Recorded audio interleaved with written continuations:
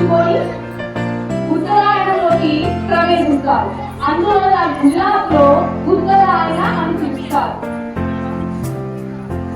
గుజరాత్ లో kite festival అని కూడా అంటారు. ఎందుకు కైట్ ఫెస్టివల్ అంటే పిల్లలు పెద్దలు అందరూ కైట్లు చాలా హైట్ గా ఎగరేస్తారు. నీకు తెలుసా కైట్ ఎందుకు అంత ఎత్తున ఎగరేస్తారో? మన జీవితంలో కూడా మనం అంత ఎత్తు స్థాయికి ఎదగాలని మనం కైట్లు చాలా ఉత్సాహంగా ఎంతో ఎత్తుకి ఎగరేస్తాం. ఇక్కడ గుజరాత్ లో స్కై వచ్చేసరికి ఉంటుంది. మన ఆంధ్రాలో పళ్ళు మనము ఎడమ వైపు పెట్టుకుంటాం. బట్ గుజరాత్ లో కుడి వైపుకి పళ్ళు పెట్టుకుంటాం. గుజరాతీ ఇలాగా తలబాగా అలా పెట్టుకుంటారు.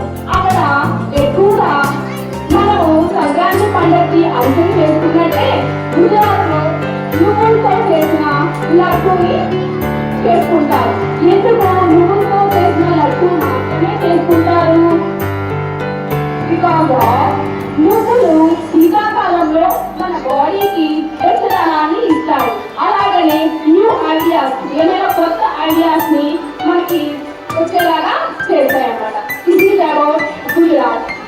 4 రోజుల పాటు జరిగే పండుగ తమిళ పంట పండుగ. ఇది సూర్య భగవానుడిని ప్రకృతి మరియు రైతులను ఆదరించేలా పాత వస్తువులను కాల్చడం, పొంగిపోయే తీపి బియ్యం వంటకం వండడం, పశువులను గౌరవించడం మరియు ఆటలతో కుటుంబ సమావేశాలు వంటి ఆచారాలతో జరుపుకుంటుంది.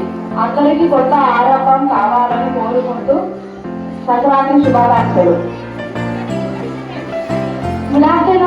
ముందుగా అందరికీ సంక్రాంతి శుభాకాంక్షలు. నేను చెప్పబోయేది లోహరీ పండుగ గురించి. ఈ పండుగను ఎక్కువగా పంజాబ్లో జరుపుకుంటారు. సో ఈ పండుగను ఎందుకు జరుపుకుంటారు అంటే పంట చేతికి వస్తుంది కాబట్టి ఈ పండుగను ఎక్కువగా జరుపుకుంటారు పంజాబీ వాళ్ళు.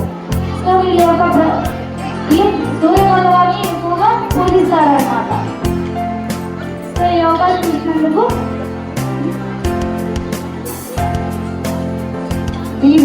బిహు అనేది అస్సాం రాష్ట్రంలో కులం జాతితో సంబంధం లేకుండా జరుపుకునే ఒక ముఖ్యమైన ఫెస్టివల్. వ్యవసాయం మరియు సాంస్కృతిక పండుగ అని కూడా అంటాం. ఇది ప్రధానంగా పంటల చక్రం చుట్టూ తిరుగుతుంది.